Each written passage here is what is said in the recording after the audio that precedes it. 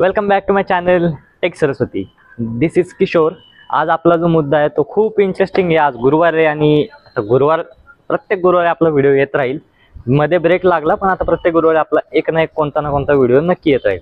आजचा जो टॉपिक आहे तो आपला आहे how to choose your career. म्हणजे तुमच्या करिअरमध्ये तुम्ही तुमचं करिअर कसं निवडावं आणि कसं तुमचं करिअर चूज करावं हे मी या व्हिडिओमध्ये थोडंसं सांगेन. तर पहिला मुद्दा जो आहे तो अंडरस्टँड युअर पर्सनॅलिटी. म्हणजे पर्सनॅलिटी तुमची आहे ना, तर तुम्ही अंडरस्टँड करून घ्या. तुम्हाला तुमची पर्सनॅलिटी कशी आहे ते पण माहिती असलं पाहिजे ना. म्हणजे तुम्हाला माहिती आहे मग बाबा तुमची पर्सनॅलिटी अशी आहे, तर त्याच म्हणजे पर्सनॅलिटीच्या रिलेटेड तुम्हाला फील्ड चूज करता आली पाहिजे. समजा एखाद्याला खूप शांत राहायला आवडते, एखाद्याला खूप बोलायला आवडते, एखाद्याला म्हणजे नवीन नवीन लोकांशी कॉन्टॅक्ट करायला आवडतं, सोशल लाईफ एखाद्याला खूप आवडत असेल तर त्याने त्या सोशल फील्डमध्येच आपलं करिअर केलं पाहिजे. किंवा एखाद्याला खूप शांत राहायला आवडते, तो फक्त कम्प्युटर चालवतो, त्याला कम्प्युटर रिलेटेड ॲक्सेसरीज रिलेटेड म्हणजे किंवा त्याला काही ॲप्लिकेशन असेल किंवा काही XYZ कम्प्युटरमध्येच त्याचं डोकं चालत असेल किंवा त्याला शांत बसायला आवडत असेल तर त्यांनी ते काम करावं. म्हणजे अशी करिअर रिलेटेड आपल्याला पर्सनॅलिटी माहिती असली पाहिजे. पर्सनॅलिटी म्हणजे हे नाही तो दे धक्कामधला धनाजीराव सोडून द्या, त्याची मल्टिपल पर्सनॅलिटी डिसऑर्डर असा त्याला रोग होता, त्याच्यामुळे तो चोऱ्या करायचा. पण त्याला पण हे क्लिअर होतं की त्याची पर्सनॅलिटी काय आहे, तो फक्त चोरीच करायचा असा विषय. तर सगळ्यांनी अशा प्रकारे आपला म्हणजे चोरी करायला नाही सांगणार कोणाला मी, पण आपली पर्सनॅलिटी डिसाईड करा, आपली पर्सनॅलिटी कशी आहे ते ओळखा आणि आपल्या पर्सनॅलिटीनुसार आपली फील्ड जी आहे ती चूज करा. समजा एखादा माणूस आहे, त्याला म्हणजे लोकांना बोलायला आवडत नाही ना लोकांशी कॉन्टॅक्ट करायला आवडत नाही, त्याला फक्त घरातच राहायला आवडते. पण एक वेळ अशी येते की त्या पोराला आहे ना म्हणजे जॉब करावा लागतो, ते पण नेटवर्क किंवा म्हणजे समजा मार्केटिंग कंपनी आहे, तर मार्केटिंग कंपनीमध्ये त्या पोराला जॉब लागला तर तो त्या जॉब करताना करणार काय? सत्यानाश.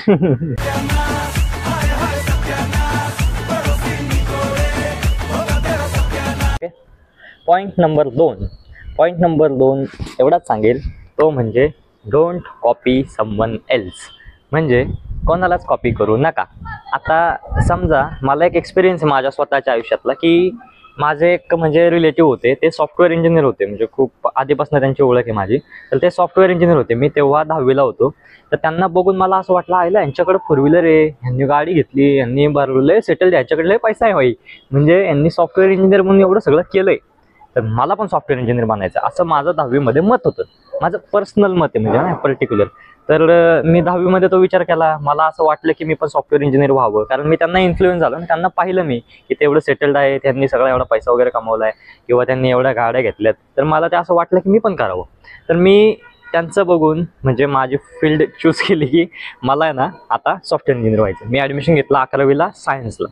तर ॲडमिशन घेतल्यावरती जेव्हा ते फिजिक्स, केमिस्ट्री, मॅथ्स, बायोलॉजी असं डोक्यावरून गेलं ना, तेव्हा मला ग्राउंड रियालिटी झालं. म्हणलं आपल्या बसची बात नाही, कारण आपण दुसऱ्यापासून इन्फ्लुएन्स होऊन हा डिसिजन घेतला आहे सायन्सला ॲडमिशन घ्यायचा की आपल्याला सॉफ्टवेअर इंजिनियर व्हायचं आहे.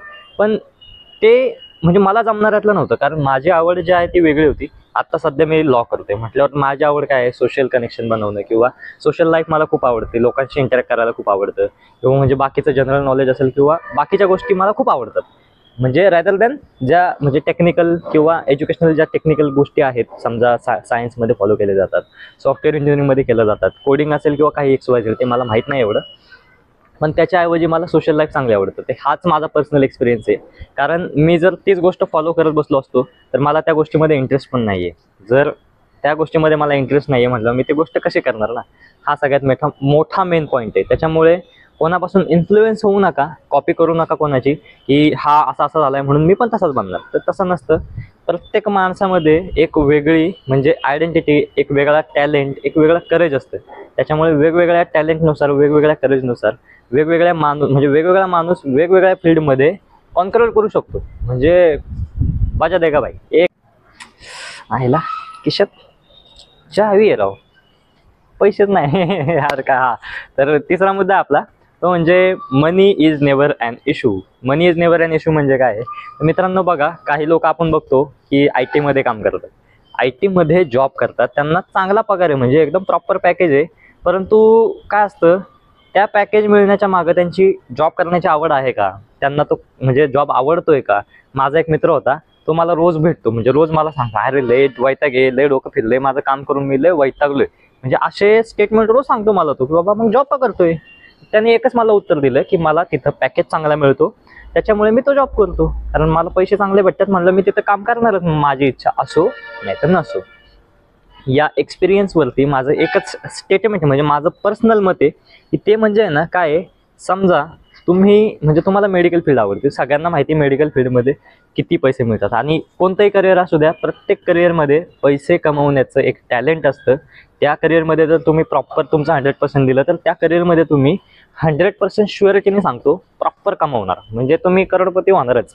करोडपती नाही कमीत कमी लखपती तरी होणारच. म्हणजे तुमच्या टॅलेंटवरती डिपेंड आहे, तुम्ही कसं वागता, कसं तुमचं फॉलो करता पॅशन, त्याच्यावरती तुमचे पैसे ठरतात.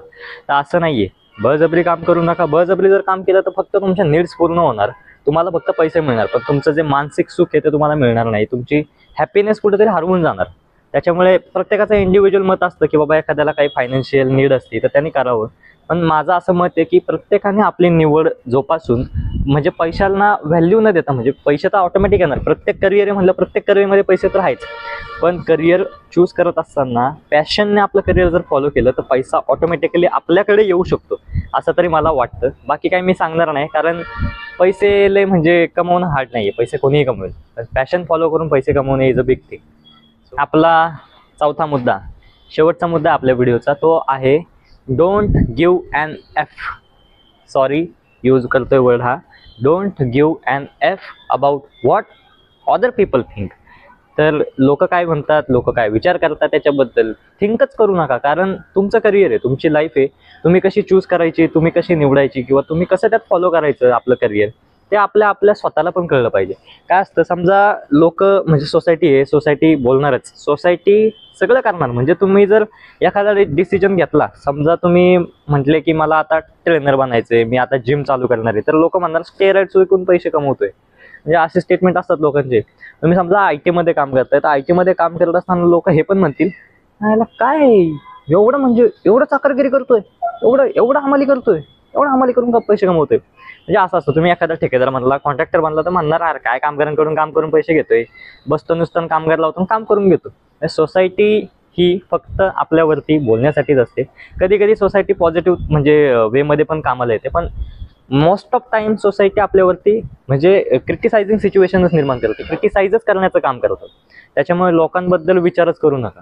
लोक आपल्याला आपलं करिअर बनवण्यासाठी मदत करणार नाही, पण आपण आपल्या स्वतःची मदत करून आपण स्वतः डेव्हलप होण्यासाठी स्वतःची मदत करू शकतो. त्याच्यामुळे सोसायटी गेली XYZ लावत, बाकी काय बोलणार नाही. प्रॉपर डिसिजन घ्या, सोसायटीबद्दल विचार करू नका, तुमचं म्हणजे जे काही मनीबद्दल पैशांबद्दल पण विचार करू नका. तिसरी गोष्ट आता मी म्हणजे जी सांगितली की लोक हे बोलतात, लोक ते बोलतात, म्हणजे ते मित्रांनो, रामकृष्ण हरी, तुम्ही संत जरी बनलात तरी लोक तुम्हाला क्रिटिसाइज करणारच, 101% क्रिटिसाइज करणार तुम्हाला. त्याच्यामुळे आपण भले, आपण आपलं काम भले आणि आपलं करिअर भले, बाकी काय मी तुम्हाला सांगणार नाही. मुद्दे खूपच नॉर्मल होते, पण हे मुद्दे गरजेचे वाटले मला, त्याच्यामुळे मी या मुद्द्यांवरती व्हिडिओ बनवायचं म्हणजे थोडंसं काम केलं. तर नक्की व्हिडिओ आवडला असेल तर लाईक करा आणि आपल्या मित्रांना देखील पाठवा. जर आपल्याला वाटलं की हा व्हिडिओ चांगला आहे, कामाचा आहे, आपल्या एखाद्या मित्राला गरज आहे या व्हिडिओची, तर नक्की त्याला शेअर करा. धन्यवाद.